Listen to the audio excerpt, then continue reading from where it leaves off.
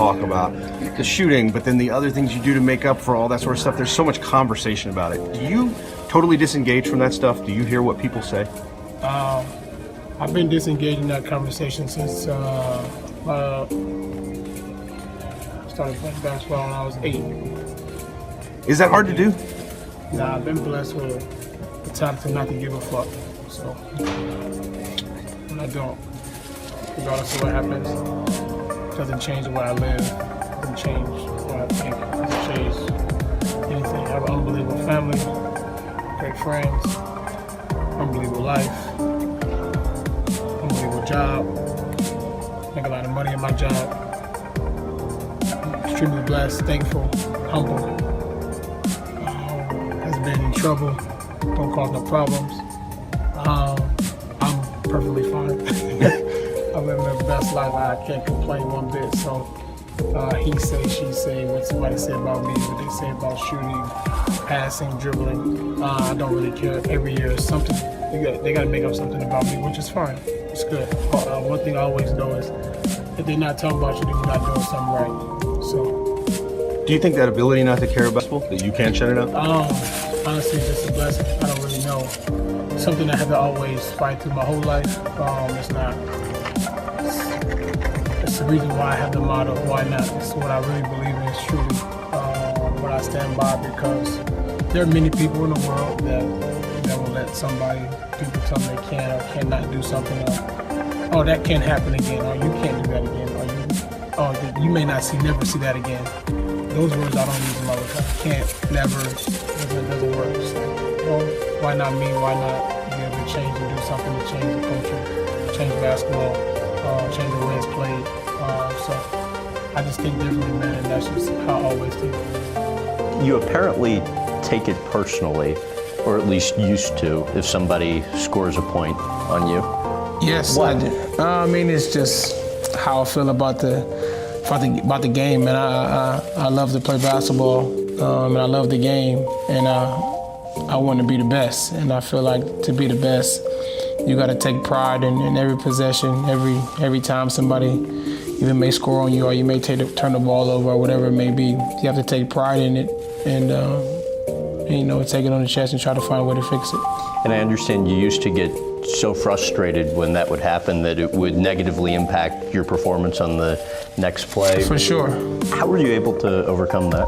I mean, it's still hard to overcome now. Really? Yeah, I mean, I think it's just my nature, man. It's my competitive spirit. I want to do so well. I put a lot of pressure on myself to be able to play at a high level and at a high standard.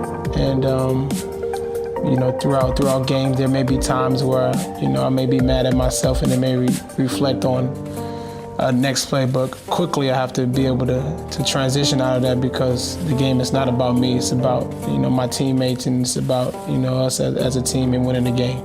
When you find yourself getting to that place now, are you able to better catch yourself? For sure. Yeah, definitely. As I've gotten older and been playing the game for a while, I definitely catch myself a lot quicker. And how do you do that?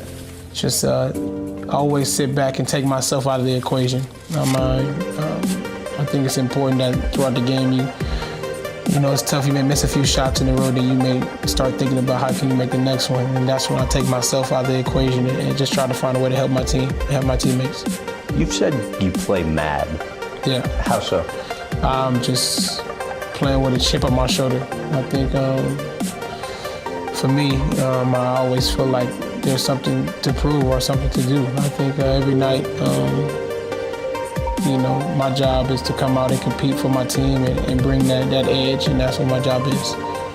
What's the chip on your shoulder? Just growing up, man. I grew up in the city of Los Angeles, and growing up, I was never given anything, or nobody never gave me anything growing up, and I always have to earn everything I've gotten, and that's kind of the only way I know how to play, and the only way I know how to go out there and compete, and that's where the chip comes from. You apparently, before every game, will call your mom and dad, and after every game, will also call them. What do you guys talk about? My mom, we don't talk anything about basketball. Okay. Prior to the game, we talking about whatever that I want to talk about, or whatever that she wants to talk about. And I think that's important to have a balance. And then my dad, you know, we're talking about the game and what can I do to go help us win the game or help my teammates, or where can I be better from last game? And I think both of those conversations are very, very important to me. And because it kind of keeps me balanced. My mom, I know once I get on the phone, I'm not going to hear nothing about basketball, because there's times where I don't want to hear anything about basketball. Right. And you know, my mom, she knows that, and there's times when I don't want to hear. My dad still talks about it. So, but I mean, that's the difference. And it's a happy meeting. It's a good combination for me. How would you describe yourself? I don't know. I mean, for me, I know I just being myself, man, is I don't know how to describe it, but I just be myself, man, regardless of what the situation is or what, you know, may happen, if it's fashion, basketball, whatever it is, just kind of being myself and just kind of going on how I feel and what I think is right. How would you want like close friend to describe you? Very confident, but not cocky. I would say there's a difference of being confident and cocky. I have a confidence is important. I think it's just something that I've been able to keep and hopefully to be able to keep for the rest of my career, my life. When did you actually develop that confidence? I think it was just something that I was blessed with. I think it's something that you over the course of my years of growing up, my parents, raised me and my brother the right way, and to have self-confidence. I think having self-confidence is very important in this world, and regardless of whatever you're doing. I understand you're actually pretty shy. Is that true now, or more true a while back? More true a while back, okay. For sure. I didn't say much. I didn't do much. I was kind of quiet to myself. But when I did do something, everybody knew that it was done. Well, yeah, your brother's like, I'm the outgoing one who's always speaking up, and Russ is the one who kind of would keep to himself. But yeah, that's definitely how it was. My brother is always the one that kind of outgoing, meet new people. He always knows everybody where I'm at. That's the type of guy he is. I've gotten better over the course of the years and being more talkative. How would you describe the area you grew up in? I moved around from different places, but where'd you move around? I mean, just in Los Angeles. I moved around different places in inner city of Los Angeles, and growing up, it was. I mean, I don't know how it was. It was a norm for. That's all I knew. It was a norm. It was a norm for myself and my brother.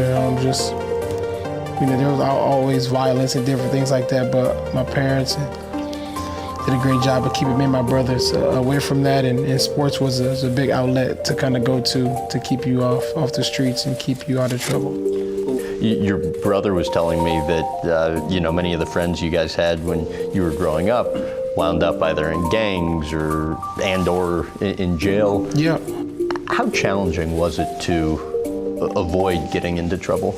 I mean, it can be challenging because those are my friends. Those are people that I hang with throughout in middle school or in high school. Those are our friends, and it's people I play sports with.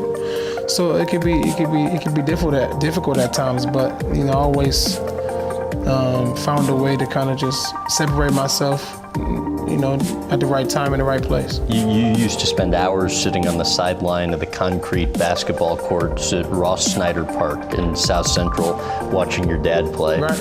What do you remember from that? Just sitting there and watching my dad friends argue. That's all they did. Argue? About what? Just argue about somebody make a call back, they argue for 45 minutes, they play for 5, argue for 45, play for 5. Kind of sit there and just watch them play and kind of just go back and forth. But it was an experience for me that I always remember. I just go sit there on the side and watch them play, then I was just waiting over the side and let them finish so I can go shoot. What do you think your dad learned from watching Magic Johnson play that he tried to pass along to you? Just being unselfish, not even on the floor, but off the floor. I think Magic Johnson does a lot of different great things in the community of Los Angeles and a lot of great things across the world. And I think that's one thing my dad, wanted me to learn from that, just not the basketball, but just the different things he did in the community when he made it to where he was at. How instrumental do you think your father was in your success? I would say a lot. Both of my parents. I wouldn't pick and say my mom because they all played, like I told you, they played different parts. Right. And I think it's important that and everybody knows that they play different parts. I mean, they both were very, very instrumental to my success and still now because of just who they are as people. And they constantly stick to their roots regardless of what I may have done or what I'm doing or based on success I'm having. And they always make sure that me and my brother are on the right path. Why do you think you've gotten criticized so much in the press over the years? I'm not sure. But I've realized over the course of the year, regardless of if it's in sports or fashion or whatever it is, if people are talking about you, then you're doing something right. Yeah. That's how I feel. How do you view the media? How do I view them? I don't view them anyway, because they have no control over what I do. I tried, in researching for you, you get a stack of profile stories and articles, Right. 2 inches thick, and the most biting, quote I read that was written about you in a national column was Durant, a scorer so unguardable he can be stopped by only one man, Westbrook. Instead of consistently chauffeuring Durant to his most unstoppable spots, Westbrook too often chooses to NASCAR his way to where he can be the biggest star. Right. Your reaction to criticism like that? No reaction. I don't, because it doesn't make any sense. There's a lot of things I don't see, that I don't pay attention to. And a lot of it's really nonsense because if you kind of watch our games and kind of see how everything goes, then you will kind of know more than anybody can write about it. But, anything that goes on between myself and Kevin and our team, we communicated with each other. And that's all that matters, regardless of all the outside noise and whatever anybody else has to say. It doesn't really change anything that goes on inside our building. You feel you get a fair shake? I don't know. I don't care, to tell you the truth. My job is not to please anybody that don't need to be pleased, that I have no relations with. My job is to come in every day and try to find a way to help my teammates and try to find a way to help us win. Why are you so private?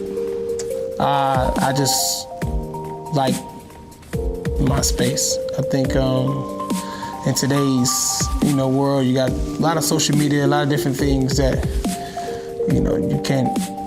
You got camera phone, you got everything, right. Instagram, Twitter, whatever. And sometimes I just like my own space because there's a lot of different things that can be misconstrued. You can see different pictures and you think something other, one thing, and you can see one thing and think another. So I think it's best if I just stay to myself when it comes to certain things. Team USA, how do you balance the need to get some rest over the summer, the seasons are long, with the desire to play for the national team? I think it was a no-brainer for me. Regardless of how long of a season I just played, I think you can't pass up an opportunity to play for your country. In my opinion, I think when you're able to have the 3 letters USA across your chest, it means a lot more than you. I mean, you're playing for a lot of other people across the world, and I think it's just an honor to be able to have those 3 letters across your chest. You say that, which makes complete sense, but you've been on the team for a while now. There have to be points where you're just like, man, I just want to lay on the couch and watch some TV. I like it, man. I love it. I think it's just, it's an honor, man. I think certain things you can't let pass you up, and I think that's one of those things where if I'm able to play, then I will give it a go and try to represent my country. And I think a lot of other guys are getting into it as well because it's a fun experience, man. You get an opportunity to bond with different guys and see different parts of the world, and also at the same time, you have you don't have a city, you don't have a town, you got the whole world behind you of rooting for you for the USA, so it's a great feeling. What do you most recall from winning gold at the 2010 World Championships and then in the 2012 Summer Olympics? I think the one thing I recall from both of them is the ceremony at the end of the game. I think that's the most important part and most like emotional part of the whole thing. You know, at the end of the game, and once the winner is chosen, you know, the team with the gold medal kind of stands up on the stage and kind of hold hands, and your national anthem is played. And I think that's like the moment where you kind of sit there and you realize, and you're looking around and you hear the national anthem and the USA flags are flowing. It's kind of a moment you don't forget. What's it just generally like spending so much time on the same team with so many of the league's top players? I mean, it's different. You get a chance to kind of see and interact with guys off the floor, because you may not know how guys are in the locker room because they're not on your team, obviously. And when you get it to the USA, you know, you get an opportunity to kind of hang out with different guys, go to dinner, go to lunch, you know, just kind of hang out, see how they work, see their work ethic, see how hard they work. You get the opportunity to learn different things from different players.